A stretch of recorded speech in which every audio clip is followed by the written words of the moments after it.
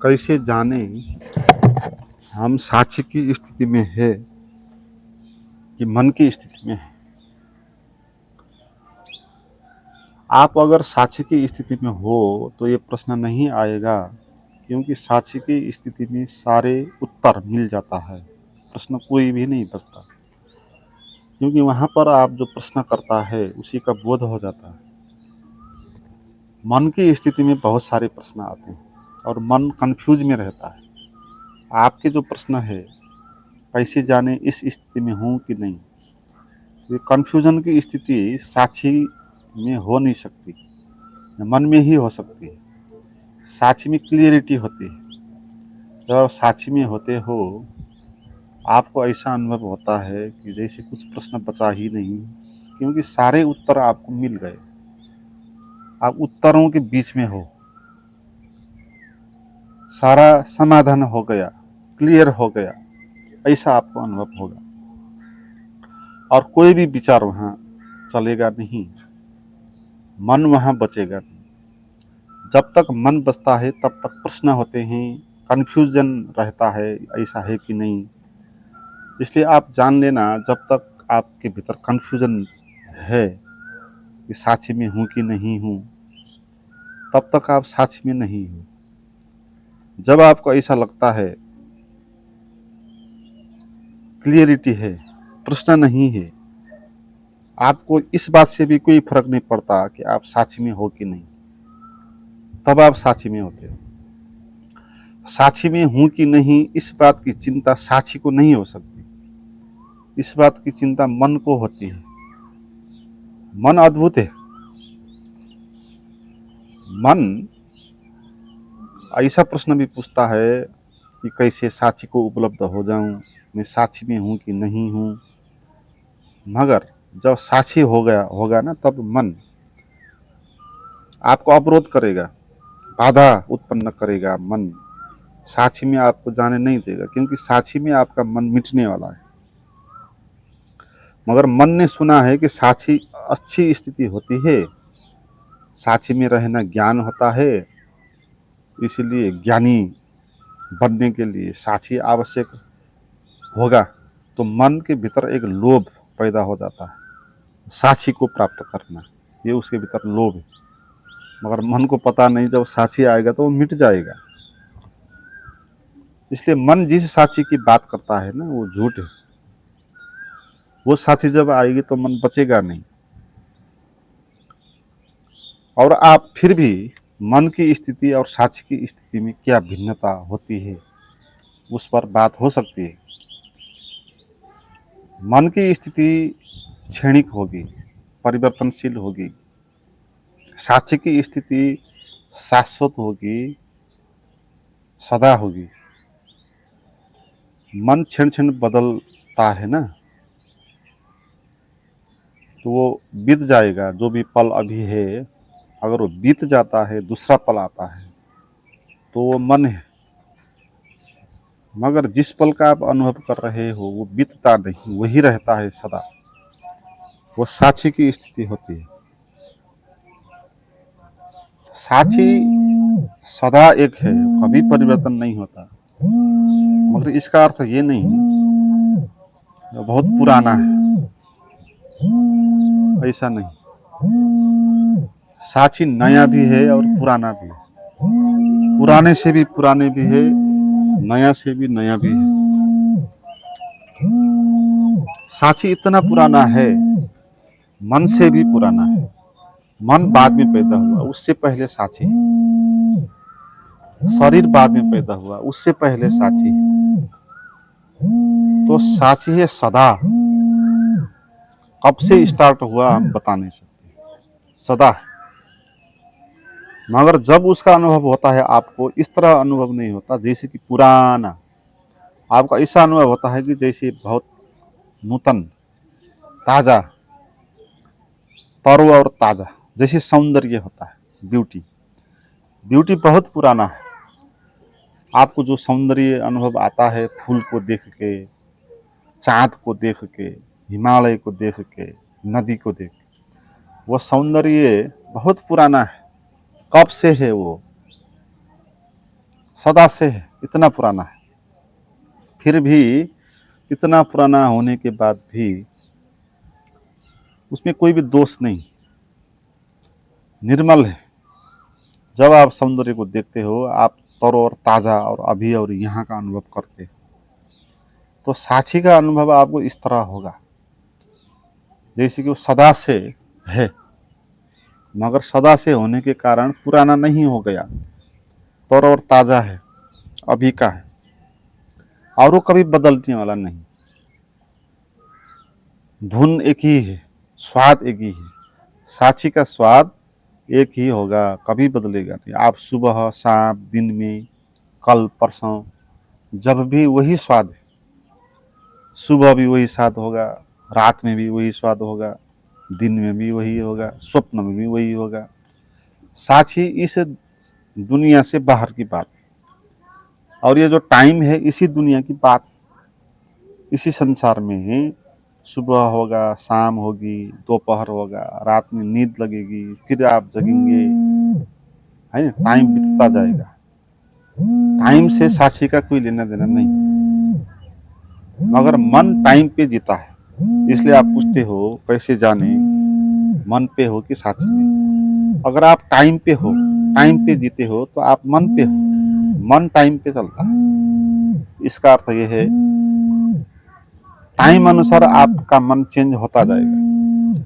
आप सुबह आपको एक अनुभव होगा, दोपहर में आपको दूसरा अनुभव होगा, शाम को तीसरा अनुभव होगा, रात में चौथा अनुभव होगा। मोटे मोटे अनुभव की बात, उसमें भी छोटे छोटे तो हजारों अनुभव होते रहेंगे, बदलते रहेंगे। ये सुबह होते ही आपका ऐसा अनुभव होगा कुछ और, दोपहर आते आते कुछ और अनुभव होने लगेगा जीवन का, संसार का, शाम को कुछ और अनुभव होने लगेगा। तो मन इस तरह टाइम पे चलता है। तो मन परिवर्तनशील होगा, टाइम पे चलेगा। और ये बात भी है कि मन में कंफ्यूजन होगा, जैसे मैंने कहा साक्षी में कोई भी कंफ्यूजन नहीं होगा। आपको ऐसा लगता है जैसे कोई भी प्रश्न बचा नहीं, कुछ पाने की इच्छा आपके भीतर है नहीं। आपको ऐसा लगेगा कि सभी कुछ पा लिया, जान लिया, कुछ करने को है नहीं, कुछ पाने को है नहीं, कहीं जाने को है नहीं। ऐसी स्थिति अगर आती है आपके भीतर, वो साक्षी की स्थिति है, आपके स्वभाव की स्थिति है। मगर मन सदा अतृप्त ही होगा, बेचैन होगा और कंफ्यूजन होगा मन में। मन को अगर मिल जाए कोई भी चीज तो भी वो संतुष्ट नहीं हो सकता, उसमें भी वो असंतुष्टि निकाल लेता है। साक्षी अगर आपको कुछ भी ना मिल जाए तो भी उसी में संतुष्टि निकाल देता है। ये भिन्नता है साक्षी और मन की।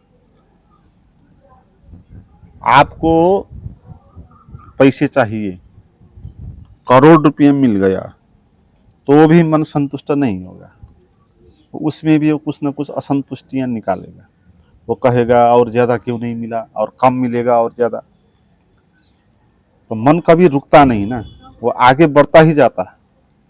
तो आपको कहता है कि यहाँ तक पहुंच जाऊंगा तो रुक जाऊंगा, मगर वहां जब मन पहुंचेगा तो वहां रुकेगा नहीं, फिर आगे बढ़ेगा। फिर वो करोड़ से अरब की यात्रा में जाएगा, अरब से खरब की यात्रा में, उसका कोई अंत नहीं। मगर साक्षी ऐसी स्थिति है, अगर आपके पास कुछ भी नहीं हो तो भी वो संतुष्ट है, आनंदित है, उसको कुछ चाहिए ही नहीं। मन को सारा कुछ चाहिए, साक्षी को कुछ नहीं चाहिए, क्योंकि साक्षी इस संसार से कुछ लेना देना ही नहीं। साक्षी पूर्ण है ना, वो पूर्णता का अनुभव है, उसमें कोई कंफ्यूजन भी नहीं, कमी भी नहीं। वो कुछ भी नहीं है आपके पास, गरीब हो, भिखमंगे हो गए, तो भी साक्षी के भीतर असंतुष्टि नहीं होती, असंतोष नहीं होता। ऐसा नहीं होता कि मेरे पास कुछ नहीं है, अभाव का अनुभव नहीं होगा। मन के पास जितना भी हो, अभाव का अनुभव होगा। तो ये भिन्नताएं हैं। और मन तब तक जीता है जब तक विचार चलते हैं, क्योंकि मन बना है विचार से, और साक्षी वहां से स्टार्ट होता है जहां विचार समाप्त हो जाता है, शून्य हो जाता है। तो ये मूलभूत भिन्नता यही है। आप प्रश्न पूछते हो कैसे जाने कि मन में हो कि साक्षी में। आप विचार में जी रहे हो कि निर्विचार में जी रहे हो, इसको जानो। विचार में जी रहे हो तो आप मन में जी रहे हो। इससे कोई फर्क नहीं पड़ेगा कि आप साक्षी का ध्यान करते हो, ध्यान तपस्या करते हो, नहीं करते हो। विचार में जीते हो तो आप मन में हो, बड़े साधु हो तो भी कोई फर्क नहीं पड़ेगा। विचार में जीते हो, तर्क में जीते हो, और निर्विचार में जीते हो, ये दूसरी स्थिति है। और विचार में आप जीते हो कि नहीं जीते हो, ये बात कैसे पता चलेगी? वो बात पता चल जाएगी। थिंकिंग कर रहे हो किसी भी चीज का, आपके भीतर कोई सब्जेक्ट आ गया मन में, उस सब्जेक्ट के पीछे पड़ गए आप, उसके बारे में चिंतन मनन करने लगे, तो ये हमारी हैबिट है। दिन भर हम इसी में जीते हैं, मन में, विचारों में, उसी में उलझे हुए जीते हैं। और साक्षी में जीने का अर्थ होगा कि आप कुछ क्षण के लिए विचार को एक तरफ रख देते हो।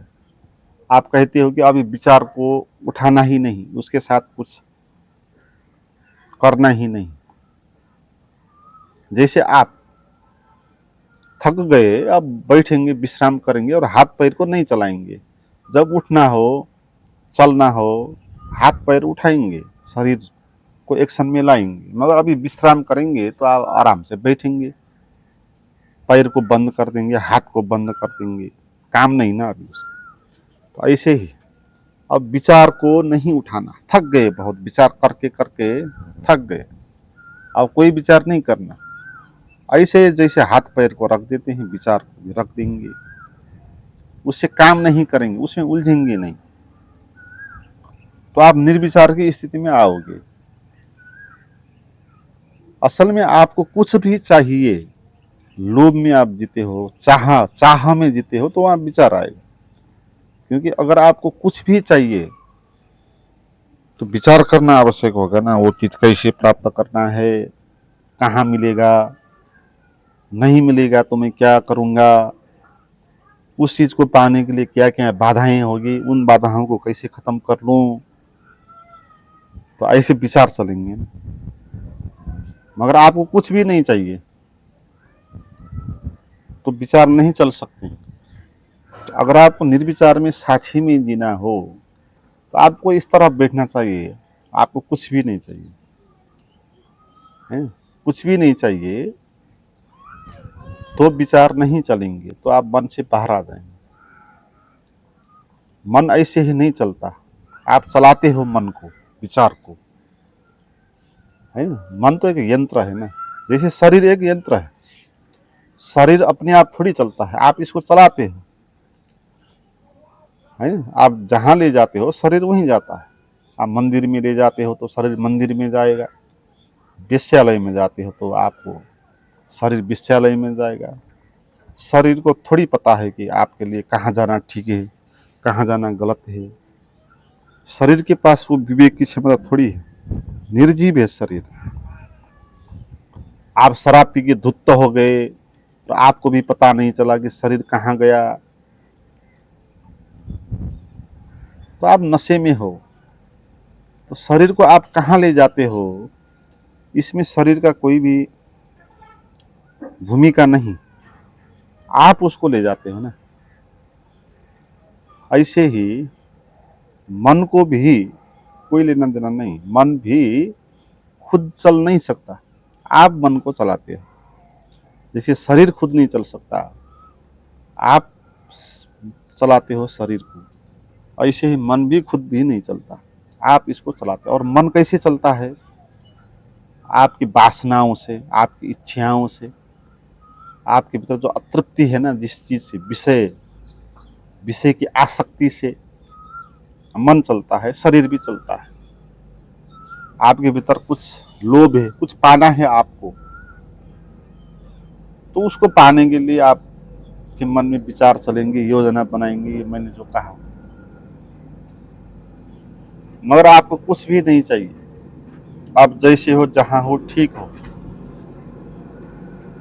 बैठे हो, आराम कर रहे हो, विश्राम कर रहे हो,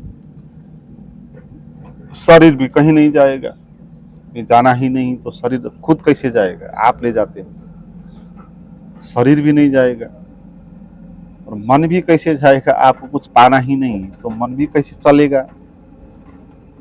शरीर मूवमेंट करेगा, भीतर से बाहर जाएगा, मन विचार के रूप में चलेगा बैठे बैठे। तो आपको कहीं जाना नहीं, कुछ पाना नहीं, तो आपके मन में विचार चल नहीं सकता। ट्राई करके देख लो, आप बैठो, कह दो कि मुझे कुछ भी नहीं चाहिए, जो हूं जैसा हूं ठीक हूं, आराम करूंगा 1-2 घंटे के लिए, यही ध्यान है। कह दो कि अभी कुछ भी पाना नहीं, आराम करना है। जैसे शरीर को हम थक जाते हैं तो 1-2 घंटे आराम कर लेते हैं, फिर चलते हैं अपने काम पे, फिर शरीर जाएगा। ऐसे मन के साथ भी व्यवहार करो। 1-2 घंटा आप कह दो कि अभी रुकना है, बाद में काम जब आएगा तब फिर मन को चलाएंगे। तो 1-2 घंटे के लिए, मगर हम भूल गए विश्राम की कला, हम भूल गए। शरीर से तो हम विश्राम करते हैं, करना ही पड़ता है, क्योंकि शरीर तो थक जाता है ना, शरीर की शक्ति खत्म हो जाती, तो आपको विश्राम करना ही पड़ता। मगर अगर शरीर की शक्ति नहीं थकती तो आप शरीर को चलाते ही रहते रात भर दिन भर, जैसे मन को चलाते हो। मगर शरीर थक जाता है, गिर जाता है, तो आपको आराम करना पड़ता है, सोना पड़ता है। रात में आप सोना ही पड़े, नींद नहीं आएगी तो शरीर काम ही नहीं कर सकेगा। तो शरीर को तो हम विश्राम में ले जाते हैं, मगर भूल गए मन को भी इसी तरह विश्राम में हम ले जा सकते हैं। मगर मन के पास शक्ति बहुत है, मन थकेगा नहीं, तो इसलिए आप दिन भर रात भर मन को चलाते रहते। रात शरीर तो विश्राम में सोएगा और मन भीतर स्वप्न देखने लगेगा, नहीं? तो मन विश्राम नहीं कर सकता, हम मन को विश्राम नहीं करते। मन के पास मन थकता नहीं ना, इसीलिए। हाँ, मन भी थकता है, ऐसा नहीं कि थकता नहीं। आप ज्यादा विचार सोच विचार करके परेशान हो जाते हो कभी, तो छोड़ देते हो मन को कि छोड़ो भाई, इस बात को कौन ले, इतना ज्यादा परेशान क्यों हो जाए तो इस तरह कहते हो और मन को छोड़ देते। तो मन में जीने की कला यह है कि आपको कुछ चाहिए, लोभ है आपके भीतर, तो मन चलेगा। आपको कुछ भी नहीं चाहिए तो मन नहीं चलेगा, और मन नहीं चलेगा तो आप विश्राम में आएंगे, अपने स्वभाव में आएंगे। मन में भी जो विचार चलते हैं उनमें आप उलझे हो और उसी में आप व्यस्त हो गए। अब आपके भीतर समय ही नहीं बचा स्वयं को जानने के लिए। एक ही क्षण में दो स्थिति नहीं होती। ऐसा नहीं होगा कि आप मन में विचार भी कर रहे हो और आप कौन हो उसको भी जान रहे हो। तो मन में उलझे हैं, व्यस्त हो गए हैं, इस कारण हम हमारे भीतर जो ध्यान है, जो सात्विक स्थिति है, उसको हम भूल के वहां तक पहुंच नहीं पा रहे। वहां तक पहुंचने के लिए मन को बंद करो, और ये मन ही है जो साक्षी को भी पाना चाहता है। कैसे जानूं मैं साक्षी में हूं कि नहीं हूं, ये मन कह रहा है आपको। क्यों कह रहा है? क्योंकि मन यहाँ पर साक्षी को पाना चाहता है ना? ये चाह के कारण पैदा हुआ प्रश्न है। आप साक्षी पाना चाहते हैं, मन को नहीं पाना चाहते, मन में नहीं जीना चाहते। तो ये चाह है, मन से पैदा हुआ है। सारे चाह खत्म हो जाएंगे, कुछ भी आपको चाहिए नहीं, कोई विषय बचेगा नहीं, तो फिर विचार चलेंगे नहीं। जब विचार नहीं चलेंगे, उस शांत स्थिति में आपको आपका अपना अनुभव, आपके भीतर के साक्षी का अनुभव होगा। और जब वो अनुभव होगा फिर ये प्रश्न नहीं आएगा, आप कुछ पाना ही नहीं चाहोगे उसमें। साक्षी में साक्षी भी नहीं पाना चाहोगे आप, है, ऐसा होगा।